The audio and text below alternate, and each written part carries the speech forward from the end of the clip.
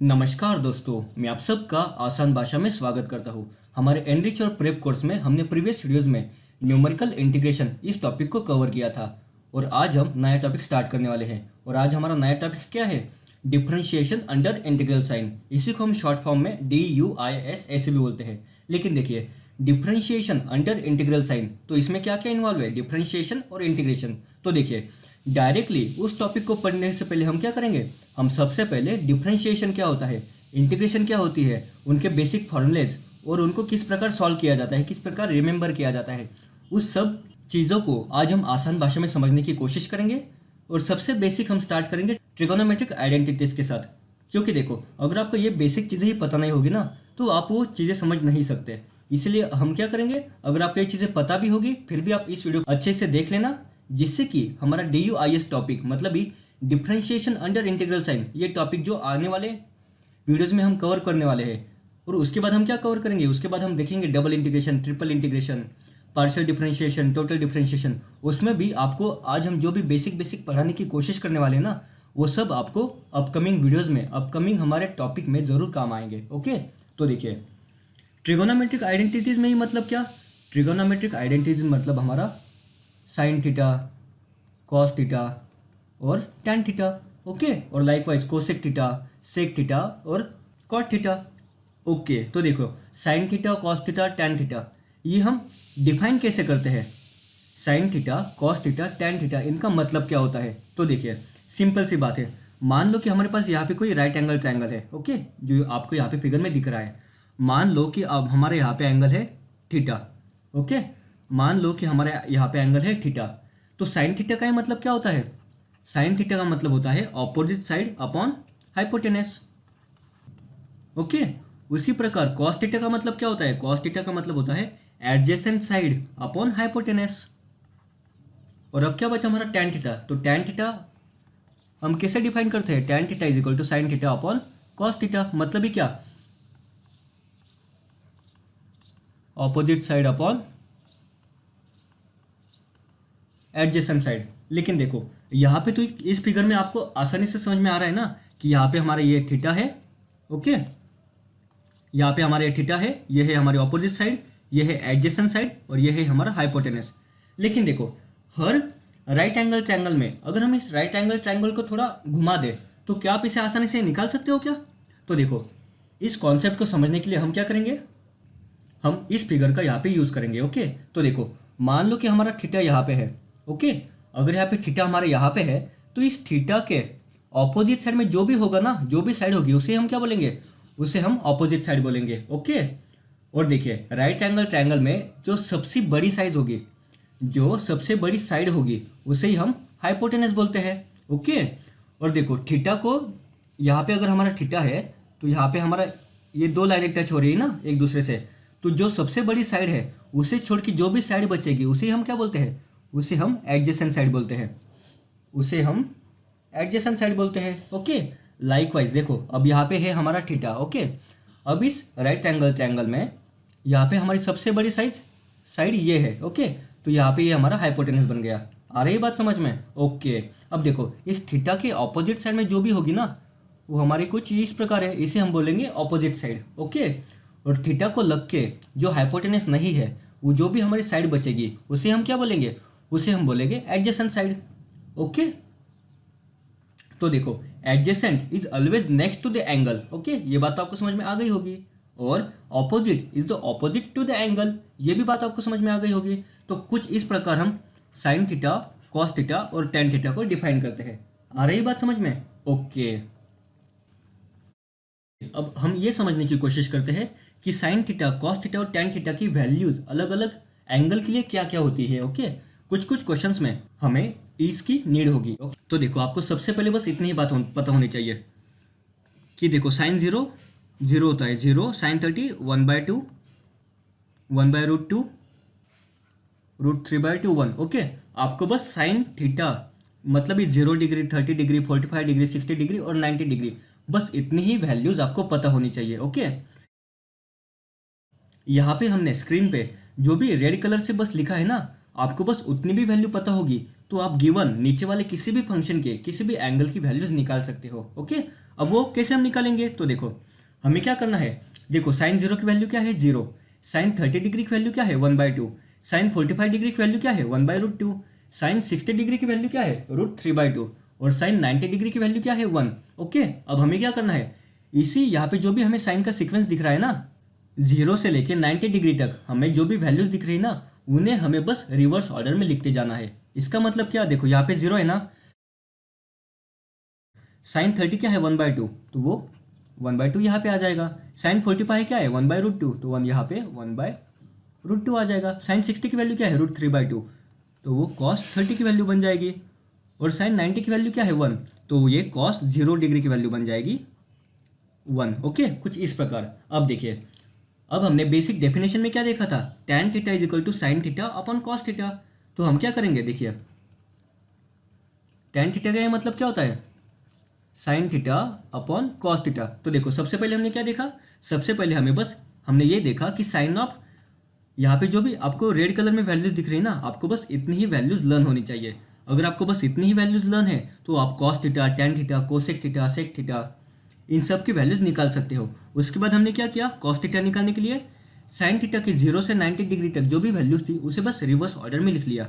जैसे कि यहाँ पे 0 है तो ये यहाँ पे आ जाएगा, यहाँ पे है तो यहाँ पे आ जाएगा, लाइकवाइज। ओके, उसके बाद tan थीटा का डेफिनेशन क्या है, tan theta is equal to sine of theta upon cos theta. तो देखो यहाँ पे tan 0 क्या होगा, साइन 0 अपॉन कॉस 0, मतलब 0/0, 0/1, 0 ही बन जाएगा ना। ओके, उसी प्रकार 1/2 अपॉन √3/2 ये क्या होगा 1/√3, कुछ इस प्रकार बन जाएगा ना। 1/√2 अपॉन 1/√2 क्या होगा 1 बन जाएगा। उसके बाद √3/2 अपॉन 1/2 क्या होगा √3 बन जाएगा ना। और यहाँ पे क्या है 1/0, देखो 1/0 की वैल्यू क्या होती है, एनीथिंग अपॉन 0 की वैल्यू इन्फिनिटी होती है ना, तो यहाँ पे हमारा ये इन्फिनिटी बन जाएगा। ओके, तो देखो यहाँ तक तो आपको सारी बातें समझ में आनी ही चाहिए, ठीक है ना। अब देखिए, अब हम 180 डिग्री, 270 डिग्री और 360 डिग्री की वैल्यूज कैसे निकालते हैं उसे समझने की कोशिश करते हैं। अब हमें क्या करना है, देखो यहाँ पे है हमारा 0 डिग्री और यहाँ पे है हमारा 180 डिग्री। तो 180 डिग्री जब फेस शिफ्ट होगा तो साइन चेंज हो जाएगी। इसी का मतलब क्या, देखो आसान भाषा में मैं इसे आप लोगों को समझाने की कोशिश करता हूँ। यहाँ पे है साइन 0 डिग्री और यहाँ पे है साइन 180 डिग्री। तो साइन 0 की जो भी वैल्यू थी ना, वो अगर हमें साइन 180 की वैल्यू पूछी जाए तो साइन 0 की जो भी वैल्यू थी ना, बस उसे आप नेगेटिव साइन चिपका दो, उसे बस आप -1 से मल्टीप्लाई कर दो, तो आपकी साइन 180 की वैल्यू आ जाएगी, 180 डिग्री की वैल्यू आ जाएगी। तो देखो यहाँ पे साइन 0 है तो 0 का 0 ही रहेगा ना, तो यहाँ पे साइन ऑफ 180 डिग्री 0 ही बचेगा। अब देखो कॉस ऑफ 0 डिग्री क्या है 1, तो कॉस ऑफ 180 डिग्री के अगर आपको वैल्यू निकालनी है तो आप क्या करोगे, इस 1 को सिर्फ माइनस से मल्टीप्लाई कर दोगे, तो यहाँ पे -1 आ जाएगा। उसी प्रकार tan ऑफ 0 डिग्री की वैल्यू क्या है 0, तो यहाँ पे 0 ही आ जाएगा। ओके, आ रही बात समझ में। ओके, देखो अब इसी प्रकार यहाँ पे क्या है हमारा 270 डिग्री, तो 270 डिग्री और 90 डिग्री में डिफरेंस कितना है 180 डिग्री का, 90 डिग्री और 270 डिग्री में डिफरेंस है 180 डिग्री का। तो अगर अब हमें साइन ऑफ 270 डिग्री निकालने हैं तो हम क्या करेंगे, तो हम साइन ऑफ 90 डिग्री की जो भी वैल्यू है ना उसे बस -1 से मल्टीप्लाई कर देंगे, तो 1 × -1 क्या होगा -1। अब देखो यहाँ पे 0 है तो यहाँ पे भी 0 ही आ जाएगा ना। ओके, और यहाँ पे इन्फिनिटी है तो यहाँ पे -इन्फिनिटी आ जाएगा। आ रही बात समझ में। ओके, तो देखो हमने 180 डिग्री और 270 डिग्री की वैल्यू किस प्रकार निकलते हैं उसे भी समझ के लेने की कोशिश की। देखो ये एकदम बेसिक्स है, अगर आपको ये चीज़ें पता है तो काफ़ी अच्छी बात है, लेकिन आपको ये चीज़ें नहीं पता तो आपको क्या करना है, आपको अभी इसी वक्त आपके नोट्स में इन सब पॉइंट्स को लिख के लेना है।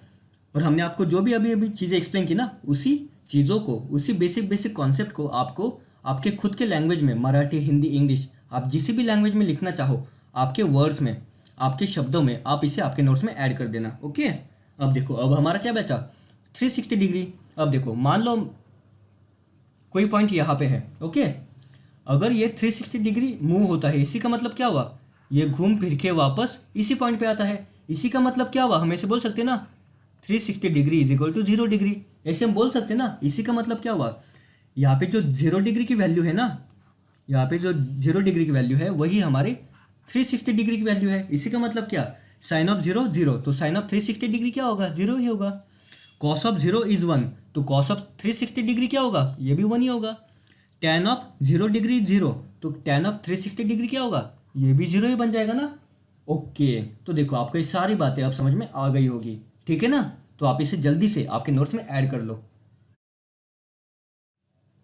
अब हमारा नेक्स्ट टॉपिक क्या है, अब हमारा नेक्स्ट टॉपिक है डेरिवेटिव्स। ओके, अगर हमें कोई भी फंक्शन दिया जाए और अगर हमें पूछा जाए कि इस फंक्शन का विथ रिस्पेक्ट टू एक्स आप डेरिवेटिव निकालो, तो देखो अगर हमारा given function F of x होगा और इसी फंक्शन का अगर हमें बोला जाए कि इस फंक्शन का आप डिफ्रेंशिएट करो विथ रिस्पेक्ट टू एक्स, तो हम जो भी डिफ्रेंशिएट करते हैं उसे हम साइन क्या देते हैं, उसे हम एफ डैश ऑफ एक्स बोलते हैं ना। ओके, ये बेसिक चीज़ें तो आपको पता ही होगी। अब हम क्या करेंगे, हम कुछ बेसिक्स फंक्शंस को जो भी हम जो भी क्वेश्चन सॉल्विंग करने वाले हैं DUIS में, डिफरेंशिएशन अंडर इंटीग्रल टॉपिक में, या फिर डबल इंटीग्रेशन में, ट्रिपल इंटीग्रेशन में, पार्शियल डिफरेंशिएशन में, टोटल डिफरेंशिएशन में, ये जो भी हम टॉपिक्स पढ़ने वाले हैं ना, उन सब टॉपिक्स में हमें डेरिवेटिव की बेसिक कॉन्सेप्ट्स का पता होना, डेरिवेटिव के बेसिक फॉर्मूलाज का पता होना इंपॉर्टेंट है। तो अब हम क्या करेंगे, हम बेसिक जो भी हमें हमारे डेरिवेटिव्स है ना, वो फॉर्मूलाज हमें लर्न होने चाहिए। तो अब हम उन्हें डिस्कस करने की कोशिश करते हैं। तो देखिए, हम सबसे पहले देखते हैं कि e रेस टू एक्स का differentiation with respect to x क्या होता है, वो हमारा e रेस टू एक्स ही होता है। ओके, इसके बाद देखो x रेस टू n, अगर हमें पूछा जाए कि x रेस टू n का differentiation with respect to x क्या होगा, तो उसका फॉर्मूला क्या है हमारा, n times x raise to n minus 1। Okay, अब देखो ये तो हमने फॉर्मूला देख लिया, अब हम देखते हैं कि इसे हम किस प्रकार यूज कर सकते हैं।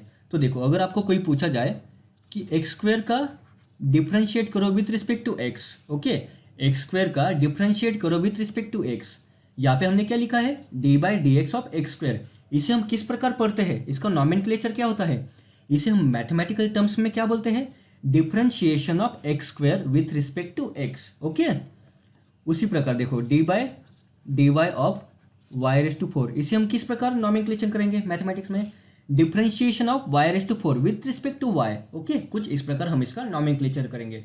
तो देखो अब हमारा फॉर्मूला क्या है, x⁴n का differentiation with respect to x क्या होता है, n टाइम्स x⁴n माइनस 1, और यहाँ पे n क्या है, x की जो भी पावर है उसे हम n बोलते हैं। तो उसी प्रकार differentiation of x square with respect to x क्या होगा, देखो यहाँ पे n की वैल्यू क्या है, 2 है, तो 2 टाइम्स x⁴n माइनस 1 मतलब क्या, 2 माइनस 1, तो ये क्या होगा, 2 टाइम्स x⁴2 माइनस 1 क्या होगा, 1, तो यहाँ पे हमारा 2 टाइम्स x बन जाएगा।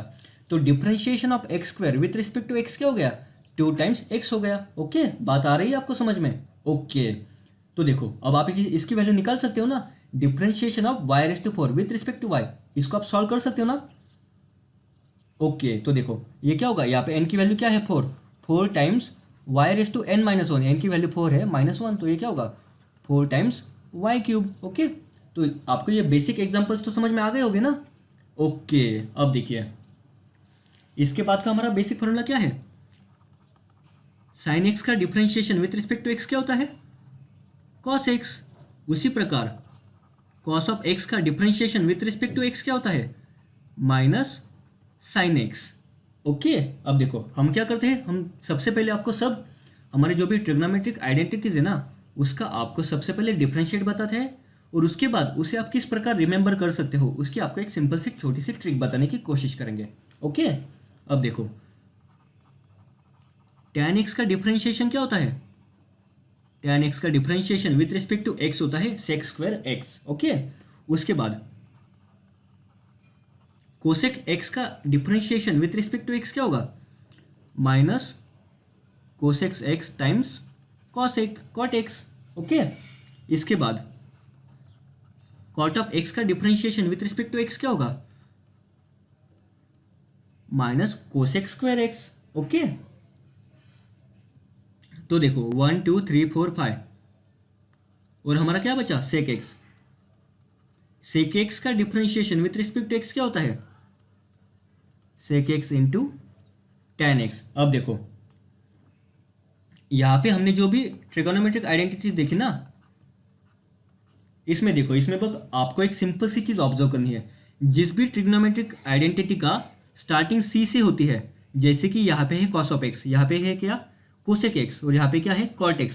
जिन भी ट्रिग्नोमेट्रिक आइडेंटिटीज की स्टार्टिंग c से होती है, ओके, उसका जब भी हम डिफ्रेंशिएट करेंगे ना, तब हम उसे नेगेटिव साइन लगा देंगे। देखो यहाँ पे है कॉस एक्स का डिफ्रेंशिएशन क्या है, माइनस साइन एक्स, तो यहाँ पे माइनस साइन आई ना, तो जब भी जिसे भी ट्रिग्नोमेट्रिक आइडेंटिटीज की स्टार्टिंग सी से होती है, जब हम उसका डिफरेंशिएट निकालेंगे तो उसे हम नेगेटिव साइन से मल्टीप्लाई करेंगे। जैसे कि यहाँ पे कोसेक एक्स का differentiation with respect to x क्या होता है, negative of cosec x into cot x.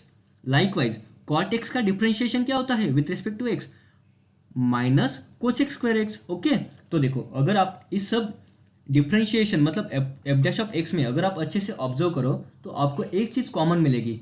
जब भी हमारा ट्रिग्नोमेट्रिक फंक्शन होगा जिसकी स्टार्टिंग सी से होती है, जब हम उसका डिफरेंशिएट करेंगे तो उसे हम नेगेटिव साइन से मल्टीप्लाई कर देंगे। ओके, ये बेसिक चीज़ तो आपको समझ में आ गई होगी। देखो अब हम क्या करेंगे, अभी हमने जो भी बेसिक ट्रिग्नोमेट्रिक आइडेंटिटीज देखी और उसके डेरिवेटिव देखा है ना, उसे हम कुछ एग्जांपल्स के थ्रू समझने की कोशिश करते हैं, जिससे कि आपकी कॉन्सेप्ट आपका अंडरस्टैंडिंग और अच्छे से हो। देखो ये एकदम बेसिक सी बातें हैं, लेकिन काफ़ी लोगों को बेसिक भी अगर पता नहीं होगे तो उनको आगे के टॉपिक समझ में नहीं आएंगे। इसलिए हम क्या कर रहे हैं, अगर आप लोगों को ये चीज़ें पता भी होगी फिर भी हम इसे वापस रिपीट करते हैं, जिससे कि अगर आपको कोई चीज़ पता नहीं होगी फिर भी आपको वो चीज़ समझ में आ जाएगी। ओके, तो देखो अगर आपसे कोई पूछता है कि differentiation of sine of A x with respect to x, आपको इसकी वैल्यू निकालनी है, आपको d by D x of sine of A x की वैल्यू निकालनी है। अब देखो आपको क्या पता है, आपको ये बात पता है कि साइन ऑफ एक्स का डिफरेंशिएशन होता है कॉस एक्स। ओके, तो आपको क्या करना है, हमारे ए एक्स की जो भी टर्म है ना उसे आप सिर्फ एक्स ट्रीट करो। ओके, उसे यहाँ पे ए एक्स लिखा है ना, उसे आप सिर्फ एक्स ही समझो। तो देखो हमारा साइन एक्स का differentiation with respect to x क्या होता है, कॉस एक्स होता है ना, तो यहाँ पे क्या होगा, कॉस ऑफ, यहाँ पे अंदर वाला ब्रैकेट जैसे कि वैसा ही लिख लो, कॉस ऑफ ए एक्स, कुछ इस प्रकार आ जाएगा। ओके, अब आपको क्या करना है, देखो यहाँ पे क्या है, ए इंटू एक्स। ओके, तो यहाँ पे ए एक्स का आपको डिफ्रेंशिएट करना है विथ रिस्पेक्ट टू एक्स, तो क्या होगा, d by D x of A x क्या होता है, ए होता है ना। तो आपको इसी यहाँ पे हमने जो भी निकाला ना इसका डेरिवेटिव, उसे सिर्फ यहाँ पे जो भी डेरिवेटिव आया है ए, उससे आपको इसे मल्टीप्लाई करना है। तो देखो इसी का मतलब क्या हुआ, differentiation of sine of A x with respect to x क्या होगा, A times cos of A X, कुछ इस प्रकार बन जाएगा ना। तो देखो हमने क्या किया, हमें पता है साइन ऑफ एक्स का डिफरेंशिएट होता है कॉस एक्स, तो हमने क्या किया, हमारे यहाँ पे जो भी अंदर वाला फंक्शन है ना उसे हमने एज इट इज़ वहाँ पे लिख लिया। उसके बाद हमने क्या किया, जो भी हमारा अंदर वाला फंक्शन है ना उस फंक्शन का विथ रिस्पेक्ट टू गिवन हमें जो भी पूछा गया है, तो यहाँ पे एक्स है ना, तो उस फंक्शन का विथ रिस्पेक्ट टू एक्स हमने डिफरेंशिएट किया, तो हमारी वैल्यू आई ए, इसी को हमने यहाँ पे इस फंक्शन से मल्टीप्लाई कर दिया, तो हमारा ये फाइनल सॉल्यूशन बन गया। ओके, तो आप इन चीज़ों को एक बार अच्छे से ऑब्जर्व कर लो। अगर आपको ये चीज़ें पता है तो काफ़ी अच्छी बात है, लेकिन अगर आपको ये चीज़ें नहीं पता तो आपके लिए ये बहुत हेल्पफुल होगा। ठीक है, अब देखिए उसी प्रकार अगर आपसे पूछा जाए कि D by D x of, चलो मान लो हम लेते हैं अब tan of A X. Okay, आपको differentiation of tan of A x with respect to X पूछा है, तो इसका हमारा सॉल्यूशन क्या बनेगा, देखो यहाँ पे हमारा अंदर का जो भी ब्रैकेट है ना उसे हम थोड़ी देर के लिए भूल जाते हैं। टेन एक्स का derivative with respect to x क्या होता है, टेन एक्स का derivative with respect to x होता है सेक्स स्क्वायर एक्स। तो यहाँ पे हम क्या करेंगे, यहाँ पे हम sex square of A times x, इसे जैसे कि वैसे लिख लेंगे। अब देखो यहाँ पे इन ब्रैकेट ए एक्स है ना, तो यहाँ पे ए एक्स का हम with respect to x differentiate करेंगे तो वो क्या होगा ए, तो यहाँ पे हम इसे ए से मल्टीप्लाई कर देंगे। तो देखो ये हमारा सॉल्यूशन बन गया। Differentiation of tan of A x with respect to x क्या होगा, A times sec square x. Okay, तो देखो कुछ इस प्रकार हमें बस इन फॉर्मूलाज का यूज करना है। ओके, वेट ए सेकंड, में इसे रब कर देता हूँ। अब हम कुछ और एग्जांपल्स को सॉल्व करने की कोशिश करते हैं। देखो अगर आपको पूछा जाए d by d t of e raise to A t, okay, अगर आपको differentiation of A raise to A T with respect to t पूछा जाए तो इसका सॉल्यूशन क्या होगा। चलो आप इसे अब खुद से ट्राई करो, आप में से काफ़ी लोगों को ये पता होगा लेकिन फिर भी आप इसे एक बार ट्राई करो। तो देखो हमें पता है ए रेस टू एक्स का डिफरेंशिएशन होता है A raise to x. Okay, E raise to x का डिफरेंशिएशन होता है ई रेस टू एक्स, तो E raise to A T का डिफरेंशिएशन क्या होगा, E raise to A T को हम यहाँ पे E raise to A T है ना, इस ए टी के फंक्शन को हम एज इट इज़ यहाँ पे लिख लेते हैं। अब हमें क्या करना है, इस फंक्शन का with respect to t differentiate करना है, तो हम क्या करेंगे, d by d t of, यहाँ पे हमारा ए टी फंक्शन था ना, तो यहाँ पे differentiation of a T with respect to T क्या होगा, या सिर्फ ए ही बचेगा ना, तो हम यहाँ पे इसे ए से मल्टीप्लाई कर देंगे। ओके, देखो आपकी जितनी ज़्यादा प्रैक्टिस होगी उसे आप ओरली भी सॉल्व कर सकते हो, लेकिन आप बिगिनर हो, अगर आपको डिफरेंशिएशन क्या होता है उसकी बेसिक कॉन्सेप्ट भी नहीं पता ना, तो आपको स्टार्टिंग बस इन्हीं, हमने यहाँ पे आपको जो भी स्टेप्स दिए हैं ना, आपको बस उन्हें फॉलो करके ही सॉल्व करना है। ओके, और जितनी ज़्यादा आप प्रैक्टिस करोगे उतने आप इसमें बेटर होते जाओगे, ठीक है ना। ओके, और देखो हमने इस प्रकार का एकदम बेसिक वीडियो बनाने के पीछे हमारा पर्पस बस इतना ही है कि काफ़ी डिप्लोमा के भी स्टूडेंट्स हैं जिन्हें मैथमेटिक्स नहीं था, इसलिए काफ़ी बच्चों का मैथ्स थोड़ा सा वीक रह जाता है, लेकिन अगर उन्हें आसानी से आसान भाषा में सिंपल भाषा समझाने की कोशिश करें तो वो आसानी से समझ जाएंगे, ठीक है ना। तो differentiation of A raise to A T with respect to T क्या होगा, A times A raise to A T बन जाएगा। ओके, तो हमने यहाँ पे कुछ बेसिक डिफरेंशिएशन के फॉर्मूलाज को किस प्रकार यूज करते हैं उसे समझ के लेने की कोशिश की। ओके, देखो यहाँ पे हमारा और एक फंक्शन है, अगर हमें पूछा जाए कि log ऑफ x का differentiation with respect to x क्या होगा, तो log ऑफ x का differentiation with respect to x होता है 1/x। ओके, ये हमारा सबसे इंपॉर्टेंट है, ये हमें काफ़ी बार यूज करना पड़ेगा, ठीक है ना। log ऑफ x का differentiation with respect to x होगा 1/x, ठीक है। ओके, तो अब हम इसी कॉन्सेप्ट के ऊपर अभी अभी हमने जो भी बेसिक फॉर्मूलाज देखे ना, उनके ऊपर हम कुछ और एग्जांपल्स को सॉल्व करने की कोशिश करते हैं। ओके, तो देखो अगर आपको पूछा जाए कि D by D x of 8x + 7 times E raise to x, okay, आपको differentiation of this equation with respect to X पूछा है। तो देखो यहाँ पे दो फंक्शंस मल्टीप्लाई है ना, तो इन प्रकार के फंक्शंस को हम कैसे सॉल्व करेंगे, देखो ये है हमारा फंक्शन नंबर 1 और ये है हमारा फंक्शन नंबर 2। ओके, इसे हम 1 नाम देते हैं और इसे हम 2 नाम देते हैं। तो हमें क्या करना है, जब भी हमें दो फंक्शन का मल्टीप्लाई दिया जाए, ओके, ये हमारे एक्स के फंक्शन है ना, और इनका हमें विथ रिस्पेक्ट टू एक्स ही डिफरेंशिएट करना है, तो हम क्या करेंगे, इस प्रकार के इक्वेशंस को सॉल्व करने के लिए, इस प्रकार के इक्वेशंस के डेरिवेटिव को सॉल्व करने के लिए हम क्या करेंगे, देखो सबसे फर्स्ट वाला जो फंक्शन है ना उसे हम एज इट इज लिख लेंगे 8x + 7 इंटू जो हमारा सेकेंड वाला फंक्शन है ना ए रेस टू एक्स, उसका डिफरेंशिएट करेंगे विथ रिस्पेक्ट टू एक्स। तो ए रेस टू एक्स का differentiate with respect to x क्या होता है, वो ए रेस टू एक्स ही होता है। ओके, प्लस अब हम क्या करेंगे, जो हमारा सेकेंड वाला इक्वेशन था ना उसे एज इट इज लिख लेंगे, तो ए raise to X as it is हमने लिख लिया, और हमारा जो फर्स्ट इक्वेशन था 8x + 7 उसका डिफरेंशिएशन करेंगे विथ रिस्पेक्ट टू एक्स, तो यहाँ पे क्या आएगा, 8x + 7 का differentiation with respect to x क्या होगा, 8 होगा ना। ओके, ठीक है, तो कुछ इस प्रकार हमें इन टाइप के इक्वेशंस का डिफरेंशिएट निकालना है। ओके, इसी को हम बोलते हैं चेन रूल, हमने अभी अभी जो देखा ना उसे बोलते हैं चेन रूल। ओके, अब हम इसके ऊपर और कुछ क्वेश्चंस को सॉल्व करने की कोशिश करते हैं। मान लो कि आपके सेकंड क्वेश्चन में आपको पूछा गया है कि differentiation of log of in bracket 6 times x² + 2 times x + 5 with respect to x, आपको इस इक्वेशन का with respect to x differentiate निकालना है। तो देखो हमें पता है log ऑफ x का डिफरेंशिएट क्या होता है 1/x, तो हम क्या करेंगे, इस पूरे इक्वेशन को हम x मान लेते हैं, तो यहाँ पे क्या होगा 6x² + 2x + 5। Okay, log of x का डिफरेंशिएट होता है 1/x, वो हमने यहाँ पे लिख लिया, लेकिन यहाँ पे जो भी हमारा x का फंक्शन हमने एज्यूम किया है उसका भी तो विथ रिस्पेक्ट टू x कुछ ना कुछ डिफरेंशिएट होगा ना, उसे हम इस इक्वेशंस के साथ मल्टीप्लाई कर देंगे। तो देखो 6x² + 2x + 5 का differentiation with respect to x क्या होगा, यहाँ पे 6x² का डिफरेंशिएशन क्या होगा 12x + 2, कुछ इस प्रकार बन जाएगा ना। ओके, तो हमने इस क्वेश्चन को भी सॉल्व करने की कोशिश की। ओके, अब देखो हमने यहाँ पे क्या किया, हमें पता है कि log ऑफ x का differentiation with respect to x क्या होता है, वो 1/x होता है, तो हमने सबसे पहले यहाँ पे वो फॉर्मूला यूज़ किया।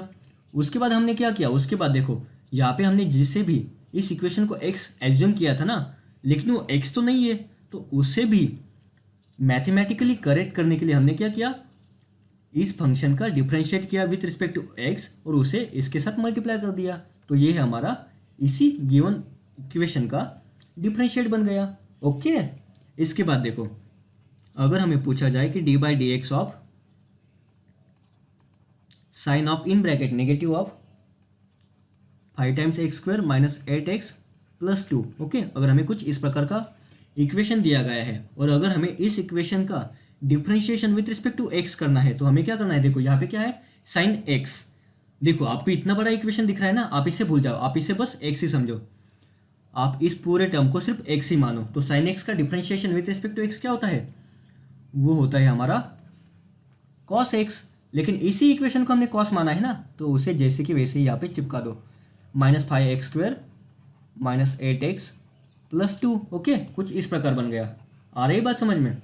लेकिन देखो अब हमने इस इक्वेशन को मतलब क्या, -5 टाइम्स x² -8x प्लस 2 को हमने x माना था, तो इसका भी हमें with respect to x differentiate करना पड़ेगा ना। तो ये क्या बन जाएगा हमारा, इंटू -5x² -8x प्लस 2 का differentiation with respect to x क्या होगा, -10x -8 -10x -8, कुछ इस प्रकार बन जाएगा ना। ओके, तो इसका हमारा सॉल्यूशन क्या बनेगा, -10x -8 times cos of in bracket -5 times x² -8x plus 2, कुछ इस प्रकार बन जाएगा ना। ओके, तो देखो हमने इस क्वेश्चन को भी आसानी से सॉल्व करने की कोशिश की। आपको क्या करना है, आपको बस हम आपको जो भी बेसिक स्टेप्स बता रहे हैं ना, आपको बस उन्हें फॉलो करना है, आपका आंसर अपने आप आ जाएगा। ठीक है, अब देखो अब हम लास्ट क्वेश्चन देखते हैं। d/dx of e⁻x² -8x plus 7। चलो मान लो कि आपको अब नेक्स्ट क्वेश्चन में पूछा गया है कि differentiation of e⁻x² -8x plus 7, इसका आपको डिफरेंशिएट करना है विथ रिस्पेक्ट टू x। तो ये क्या होगा, देखो आप इस पूरे टर्म को भूल जाओ, यहाँ पे जो आपको अंदर वाला ब्रैकेट वाला टर्म है ना, आप इसे पूरा भूल जाओ, आप इसे सिर्फ x ही एज्यूम करो। तो क्या होगा, देखो differentiation of e⁻x with respect to x क्या होता है, वो हमारा e⁻x ही होता है। तो हम यहाँ पे जो भी हमारा ब्रैकेट है ना, उसे जैसे कि वैसा ही लिख लेंगे, e⁻x² -8x plus 7। Okay, into यहाँ पे अब हमने जो भी अंदर वाला ब्रैकेट है ना, उसका डिफरेंशिएट करेंगे विथ रिस्पेक्ट टू x। तो यहाँ पे क्या आएगा, x² का differentiation with respect to x 2x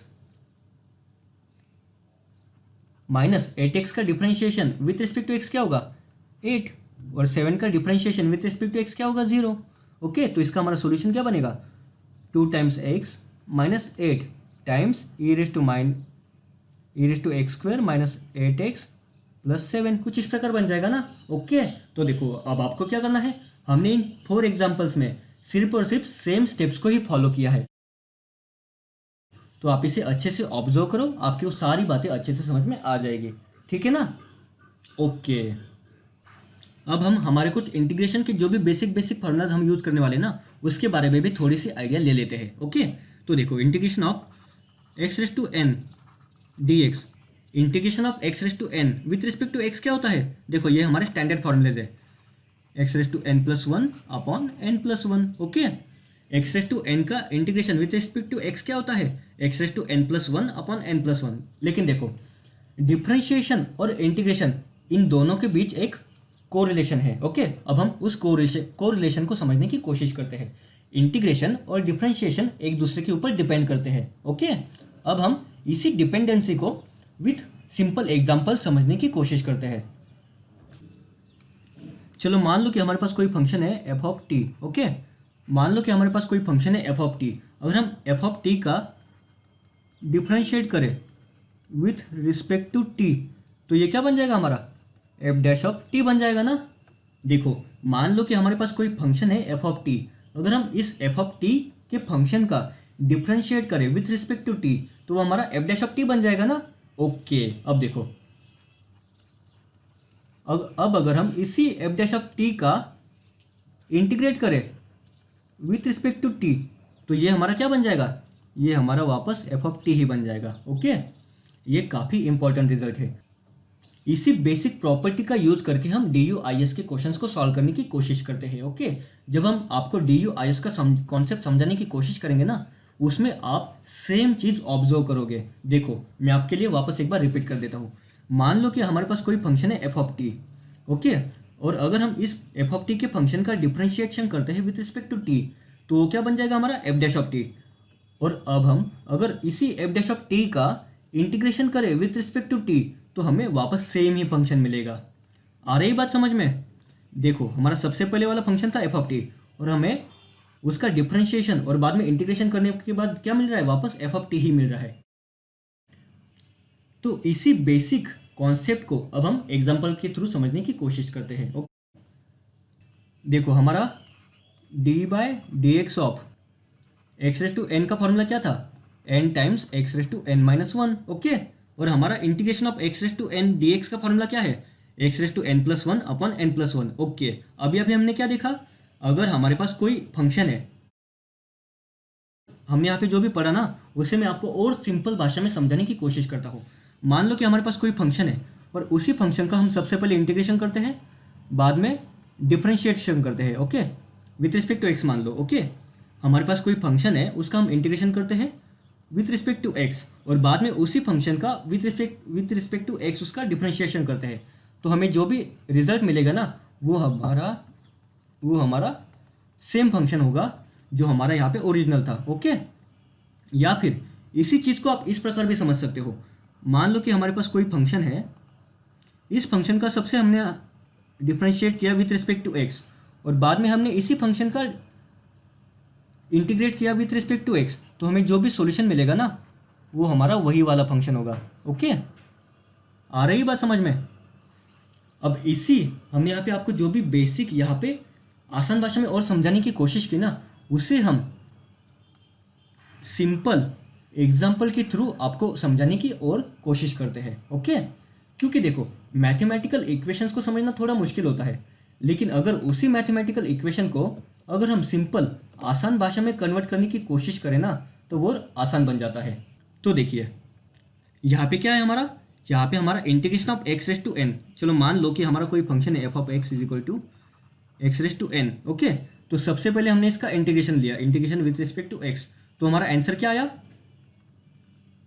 integration of x raise to n d x. तो हमारा आंसर क्या आया, x raise to N plus one upon N plus one. Okay, अब क्या होगा, देखो हमने क्या किया, जो हमारा फंक्शन था उसका सबसे पहले हमने इंटीग्रेट किया। ओके, अब हमें यहाँ पे जो भी हमारा इंटीग्रेशन का फंक्शन आया ना उसका डिफरेंशिएशन करना है विथ रिस्पेक्ट टू एक्स, तो ये क्या होगा, d by D x of x raise to N plus one upon N plus one. Okay, अब हमें ये सॉल्व करना है। तो देखो one upon N plus one, ये तो हमारा एक्स के ऊपर डिपेंड नहीं करता ना, तो ये हमारा कांस्टेंट बाहर आ जाएगा एन प्लस वन। ओके, और ये अंदर क्या बचेगा, D by D x of x raise to N plus one. Okay, अब देखो one upon N plus one जैसे कि वैसा ही differentiation of x raise to N plus one with respect to X, इसे हम कैसे सॉल्व करेंगे। देखो हमारे पास यहाँ पे बेसिक गिवन फॉर्मूला है, differentiation of x raise to n का differentiation with respect to x क्या होता है, n times x raise to n minus one. तो यहाँ पे हमारा एन क्या है, एन की वैल्यू है एन प्लस वन, तो यहाँ पे क्या होगा n plus one times x raise to n minus one, मतलब क्या n plus one minus one, तो यहाँ पे हमारा एन ही बचेगा। तो देखो एन प्लस वन से ये n plus one cancel out हो जाएगा, और यहाँ पे क्या बचा एक्स रेस टू एन, मतलब ही क्या वही हमारा ओरिजिनल फंक्शन बचा ना जो हमने यहाँ पे लिया था। आ रही है बात समझ में। ओके, तो देखो हमारा सिंपल सा फंडा क्या है, अगर हमारे पास कोई फंक्शन है और अगर उसी फंक्शन का हम डिफरेंशिएट करें बाद में इंटीग्रेट करें तो हमारा जो भी रिजल्ट होगा वो हमारा ओरिजिनल फंक्शन ही बन जाएगा। आ रही है बात समझ में। ओके, या फिर आप इसी कॉन्सेप्ट को घुमा फिरा के ऐसे भी बोल सकते हो कि मान लो कि हमारे पास कोई गिवन फंक्शन है, उसी फंक्शन का हम सबसे पहले डिफरेंशिएट करें और बाद में इंटीग्रेट करें तो हमें जो भी रिजल्टेंट मिलेगा वही हमारा ओरिजिनल फंक्शन होगा। आ रही है बात समझ में। ओके, तो अब हम इसी कॉन्सेप्ट को और आगे समझने की कोशिश करते हैं। अब देखो हमने यहाँ पे बेसिक जो भी हम इंटीग्रेशन के फंक्शंस यूज करने वाले ना, जो भी बेसिक फार्मूलाज यूज करने वाले ना उनको हमने यहाँ पे नोट डाउन कर लिया है। ओके, और लास्ट वाला है हमारा integration of one upon x d x. Okay, तो देखो हमने क्या देखा था, साइन एक्स का डिफरेंशिएशन क्या होता है, देखो ये हमारा एफ ऑफ एक्स है और ये हमारा एफ डैश ऑफ एक्स है। हमने देखा था कि साइन ऑफ एक्स का डिफरेंशिएशन क्या होता है, कॉस एक्स, तो कॉस एक्स का इंटीग्रेशन क्या होगा, साइन एक्स ही होगा ना। ओके, देखो अभी अभी हमने क्या बताया था, डिफरेंशिएशन और इंटीग्रेशन ये एक दूसरे के रिवर्सल है क्योंकि वो एक दूसरे के ऊपर डिपेंड करते हैं। साइन एक्स का डेरिवेटिव क्या होता है, कॉस एक्स, तो कॉस एक्स का इंटीग्रेशन क्या होगा, साइन एक्स ही होगा ना। तो देखो cos x integration of cos of x dx क्या होगा, साइन एक्स होगा।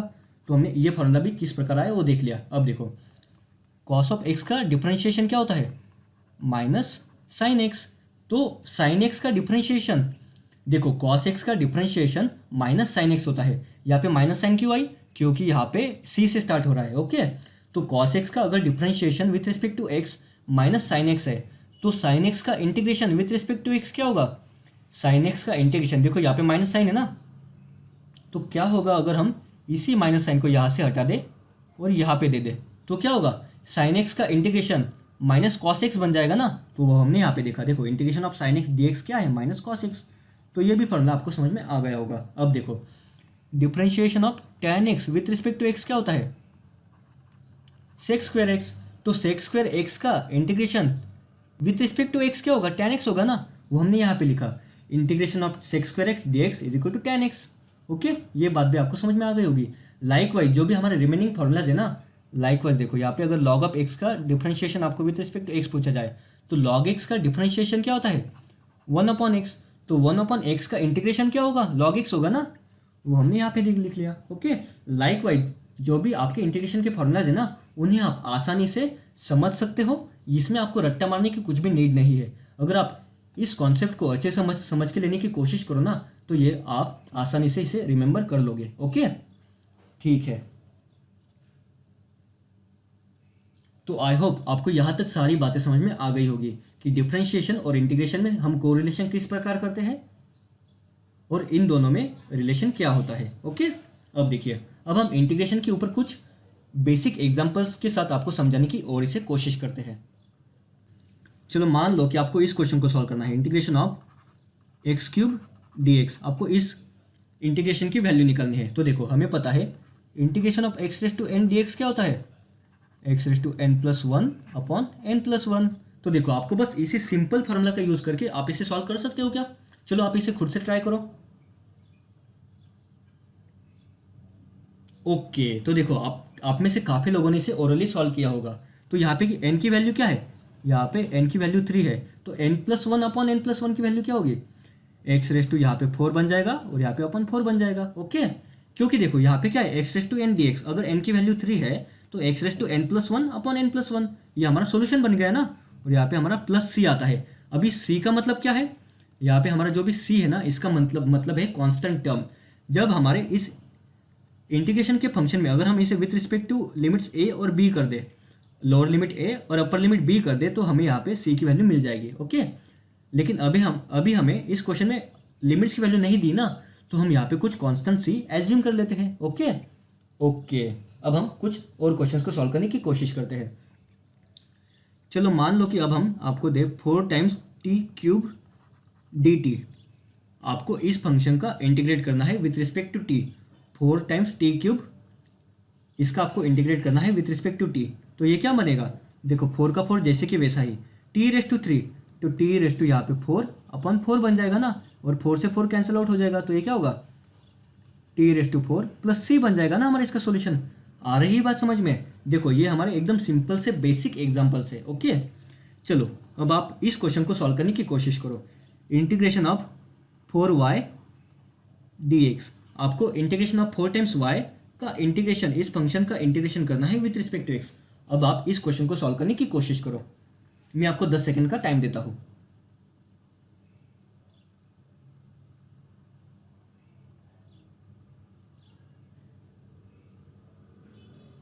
ओके, तो देखो आप में से काफ़ी लोगों ने इसे सॉल्व किया होगा। ओके, अब देखो इसमें ट्रिकी पार्ट क्या है, यहाँ पे हमें विथ रिस्पेक्ट टू एक्स पूछा गया है और यहाँ पे फंक्शन हमारा विथ रिस्पेक्ट टू वाई है और ये हमारा 4 कांस्टेंट है।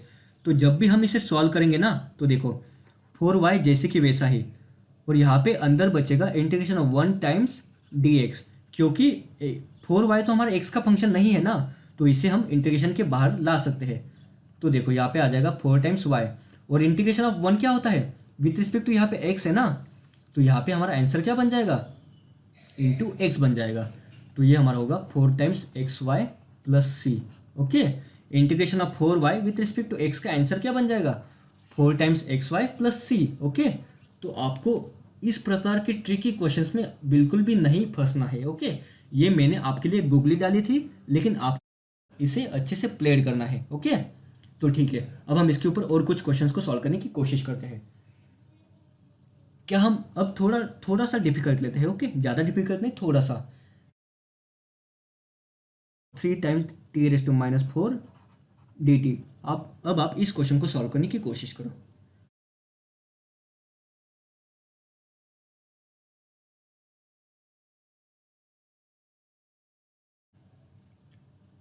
-4 यहाँ पे हमारा +1 होता है ना, तो क्या होगा -4 + 1 क्या होगा -3, और अपॉन -3 बन जाएगा, और यहाँ पे c।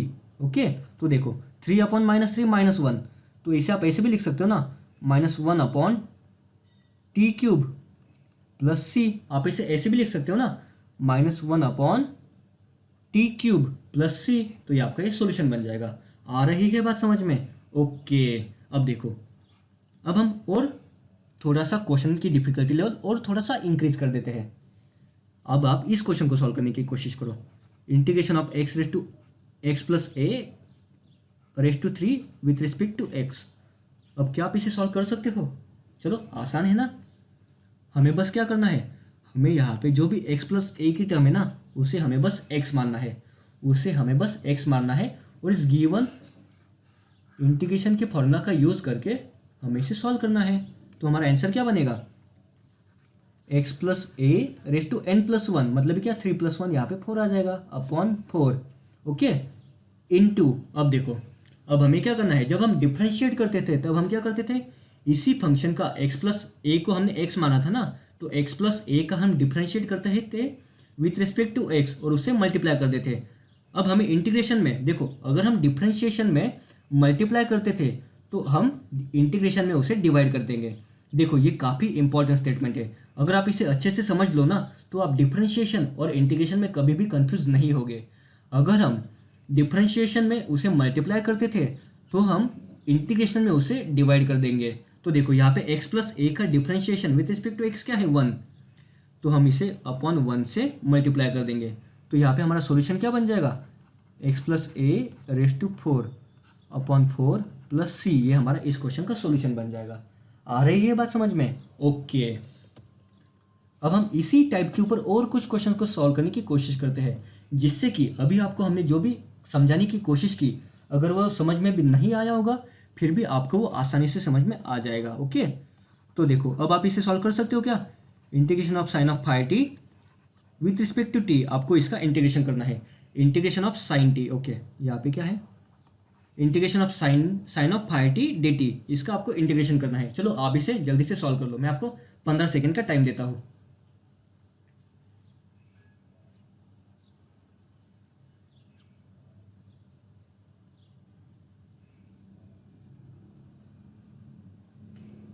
ओके, तो देखो, हमें पता है इंटीग्रेशन ऑफ साइन एक्स क्या होता है, इंटीग्रेशन ऑफ साइन एक्स होता है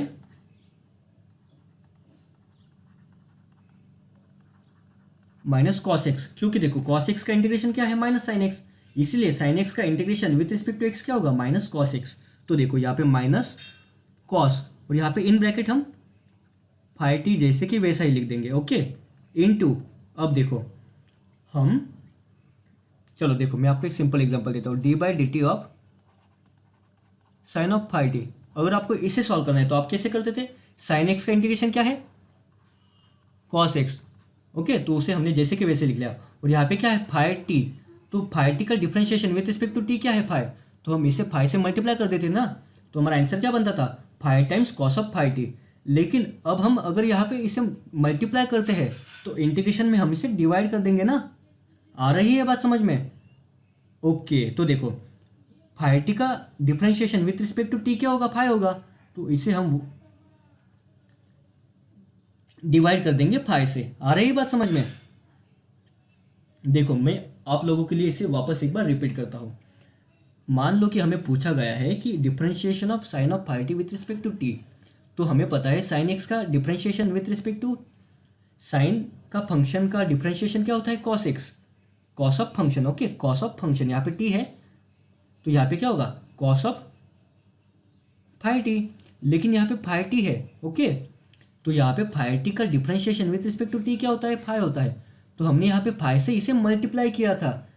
डिफरेंशिएशन में अगर हम इसे मल्टीप्लाई करते हैं तो इंटीग्रेशन में हम इसे डिवाइड करेंगे ना।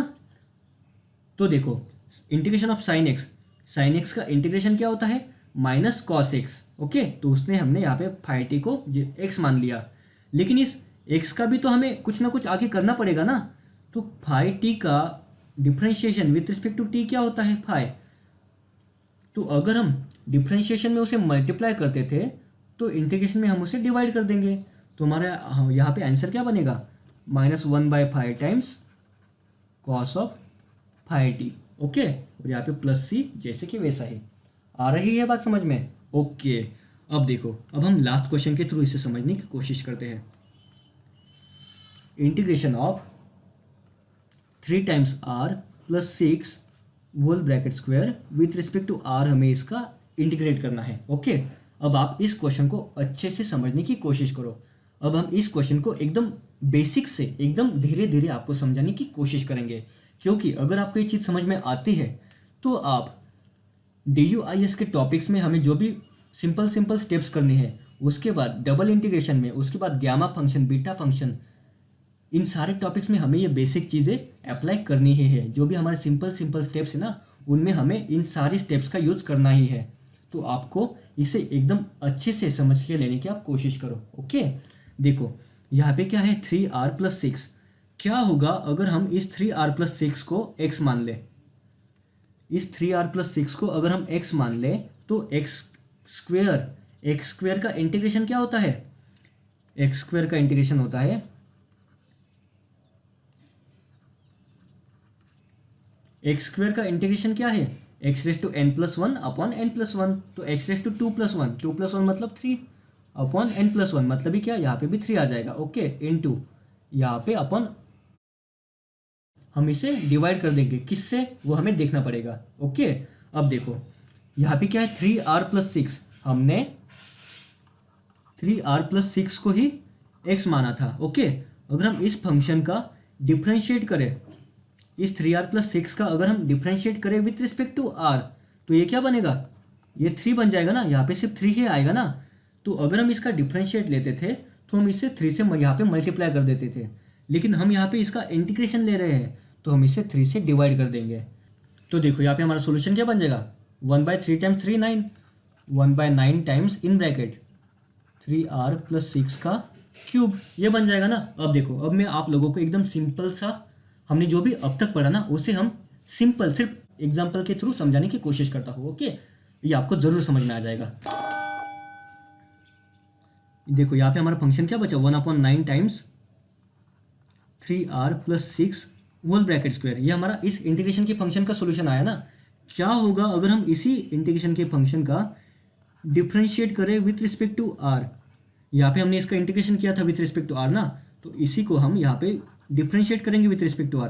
तो अब हमें क्या करना है, अब हमें इस इक्वेशन को डिफ्रेंशिएट करना है विथ रिस्पेक्ट टू r। तो देखो यहाँ पे क्या है, 1/9 तो हमारा r के ऊपर डिपेंड नहीं करता ना, तो उसे हम कांस्टेंट बाहर लिख सकते हैं।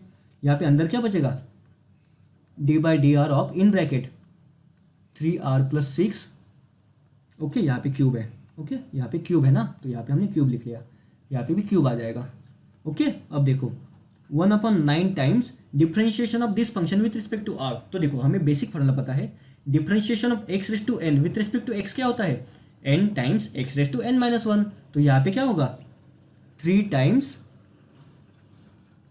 x⁻n-1 मतलब क्या, 3 - 1 2, कुछ इस प्रकार बन जाएगा ना, इनटू। अब अगर हम 3 टाइम्स r प्लस, यहाँ पे हमारा क्या है, 3 टाइम्स r + 6, इसका हमें डिफ्रेंशिएशन करना पड़ेगा विथ रिस्पेक्ट टू r, और इसे हमें यहाँ पे मल्टीप्लाई करना पड़ेगा।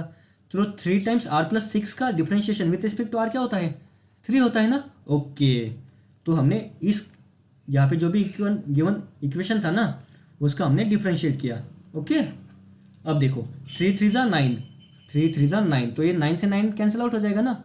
अब हमारा आंसर क्या बचेगा, 3r + 6 का होल ब्रैकेट स्क्वायर। ओके, अब अगर आप इसे अच्छे से ऑब्जर्व करो, ओके, तो यहाँ पे क्या है, 3r + 6 होल ब्रैकेट स्क्वायर, और यहाँ पे क्या था, 3r + 6 होल ब्रैकेट स्क्वायर। तो आप इसी प्रकार देखो, हमने यहाँ पे हमारा जो भी आंसर आया ना, अगर हमें लगता है कि ये हमारा आंसर गलत है तो हम क्या कर सकते हैं, देखो हमने यहाँ पे जो भी गिवन हमारा फंक्शन था f(r), उसका हमने सबसे पहले डिफ्रेंशिएट किया, और बाद में उसी जो हमारा सॉल्यूशन आया उसी फंक्शन का हमने डिफ्रेंशिएट किया with respect to same function, तो हमें हमारा ओरिजिनल फंक्शन मिल गया। तो देखो जब हमने इस फंक्शन का इंटीग्रेट किया तो हमारा कुछ इस प्रकार सॉल्यूशन आया था। लेकिन अगर हमें क्रॉस चेक करना है कि हमें हमारा यहाँ पे जो भी सॉल्यूशन आया है क्या वो सही है या गलत है, इसे हम क्रॉस चेक किस प्रकार कर सकते हैं? इसे हम क्रॉस चेक इस प्रकार कर सकते हैं कि जो भी हमारा इंटीग्रेशन का फंक्शन आया है ना, उसे हम डिफ्रेंशिएट करेंगे और हमारा जो भी सॉल्यूशन आएगा ना वो हमारा ओरिजिनली फंक्शन चाहिए। ओके, अगर ये दोनों मैच करते हैं तो हमारा आंसर सही है, ये अगर ये मैच नहीं करते तो ये हमारा आंसर सही नहीं होगा। आ रही है बात समझ में? तो ठीक है, आज की वीडियो में हमने बेसिक डिफरेंशिएशन क्या होता है, इंटीग्रेशन क्या होते हैं, उनके बेसिक फॉर्मूलाज देखे, जो भी हमारे ट्रिगोनोमेट्रिक आइडेंटिटीज है उनको आसान भाषा में समझने की कोशिश की। अब ये आज हमने जो भी बेसिक समझने की कोशिश की है ना, यही सब आपको अब हम नेक्स्ट वीडियो में जब DU-IS का टॉपिक स्टार्ट करेंगे तब आपको अच्छे से समझने में हेल्प होगी। ओके, तो ठीक है, अब हम इसी वीडियो को यहीं पे एंड करते हैं। हम फिर मिलेंगे नेक्स्ट वीडियो में।